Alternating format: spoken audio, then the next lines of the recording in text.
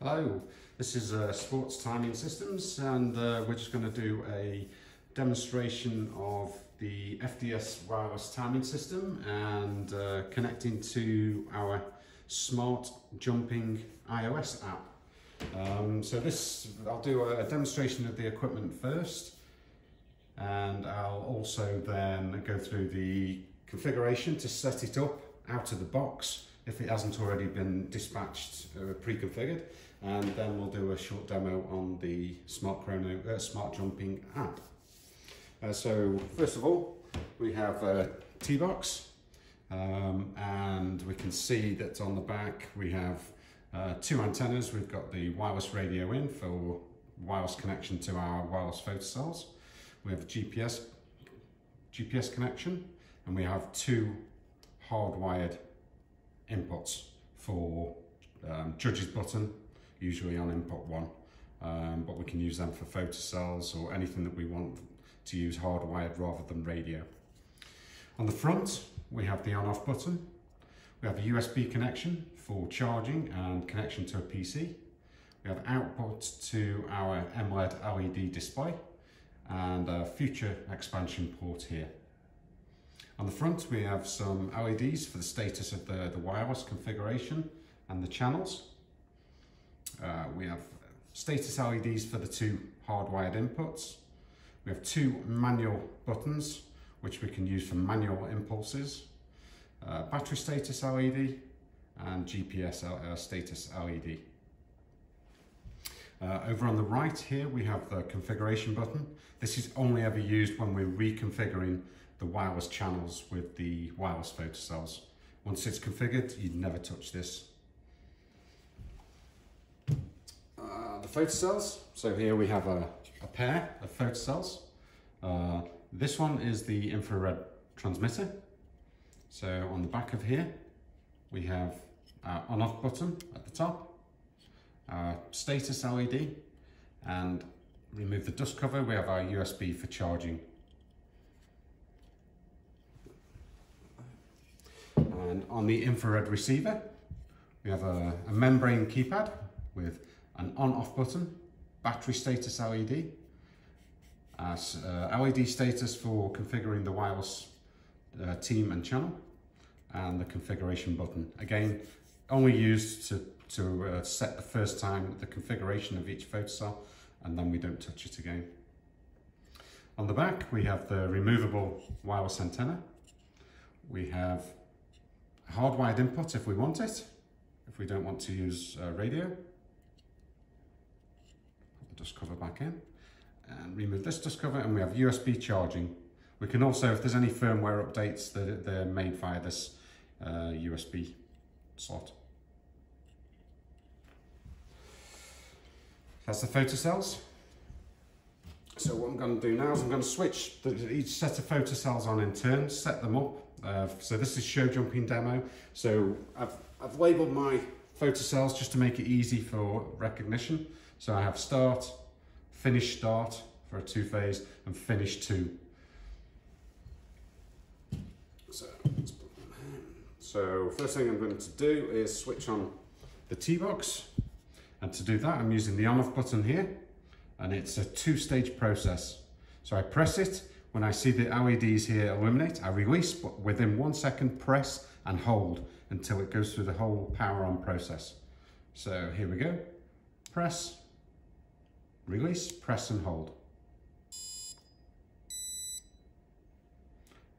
The power off process is exactly the same. Press, release, press and hold. So now we're off. So I'll power on once more. Press, release, press and hold. Okay, so it's now waiting to synchronize with photocells. So initially I'm going to set the wireless channel. I'm going to set that to, I can set it to A, B, C, D. We can go on to long range, which we won't use for jumping. This is radio off. So I'm going to set everything to channel A, to team A. I'm going to take my first photocell, which is labelled the start. I'm going to power it on. It's the same process. So I'm looking for the LED, release, press and hold. Power off, press, release, press and hold.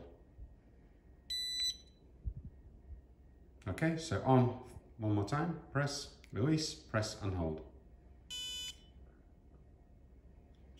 So now I'm going to set this photocell to the same team, A,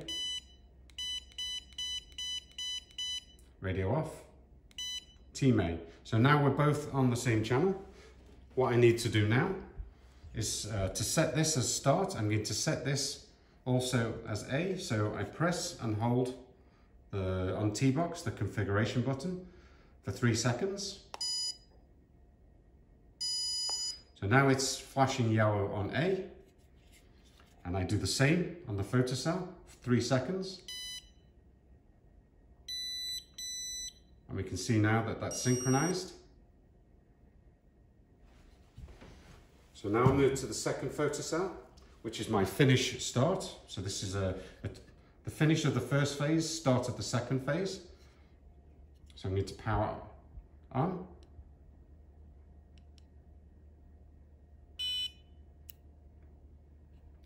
Set this also to team A. Team A.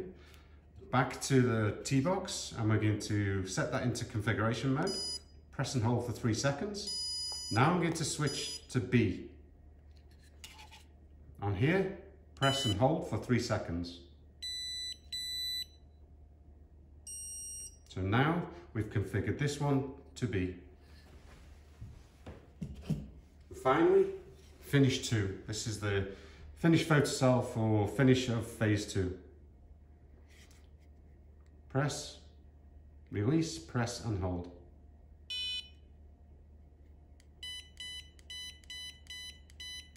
Off, A.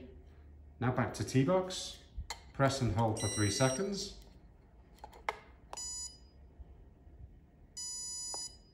Now I want this to C.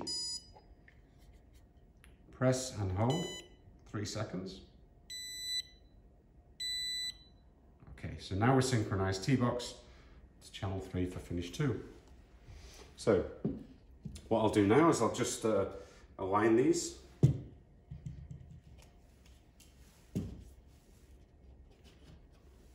Just put them there so we can do a quick test. On the transmitter, it doesn't matter which transmitter goes with which receiver.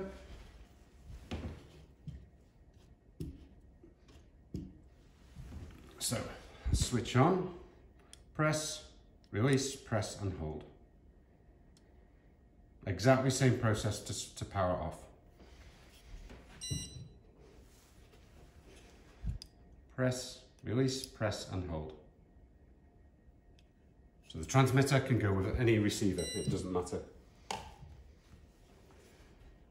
Press, release, press and hold.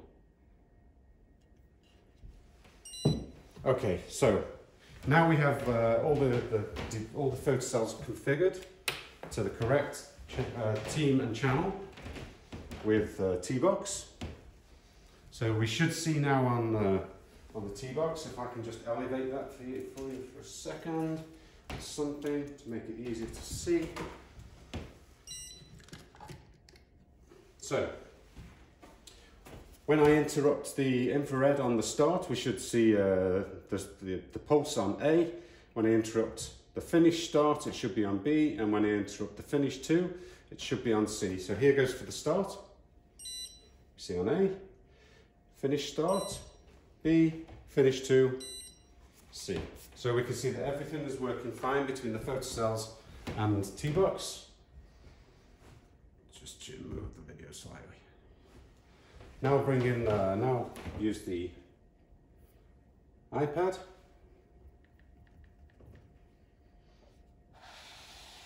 Bring this here. We're going to run smart jumping. I'm going to say it's a new competition. And I'm going to choose table A, which is immediate jump off. These are my settings for countdown, time allowed, penalties. Okay, so the first thing is I want to switch on here USB for timing for T-Box here. And I need to enter the serial number of T-Box. Serial number is on the back. So we can see here it's 00162.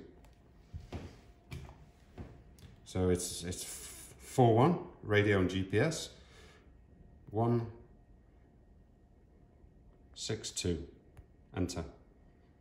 And then I can test the Bluetooth connection between T-Box and the app. We can see we're configured. It tells me the battery strength and which photocells are connected where. These are the serial numbers of the photocells. So I go back. I can now go to disconnection. If you have a display, it's configured here, 232, and we can choose on which of the lines we put which information. So I'm going to go next. I'm going to add some competitors. Let's just give any name for the competitor. Save. Let's do another competitor.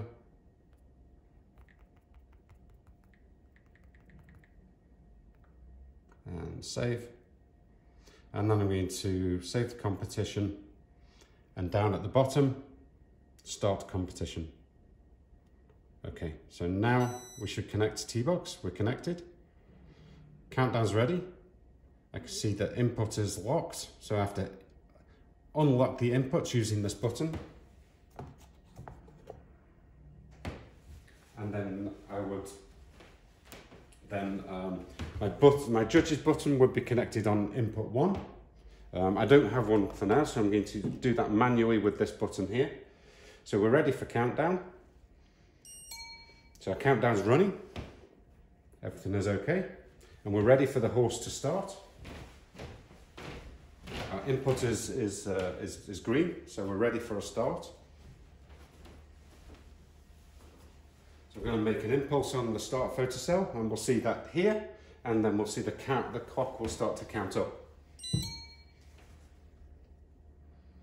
And then when they're going to approach the finish, for the finish of phase 1, we unlock the input again. We can see it's finished and it's started phase 2. And when the horse is coming for the finish of phase 2, we unlock the input. We have this button here in case the course builder is on course and he's walking through the photocells. In that case, we make no difference. We still have the pulses here. So if we make any error, we can come back and we can select them. When we're ready for the horse to come to the finish, we arm the button and it's finished. That's the first demonstration.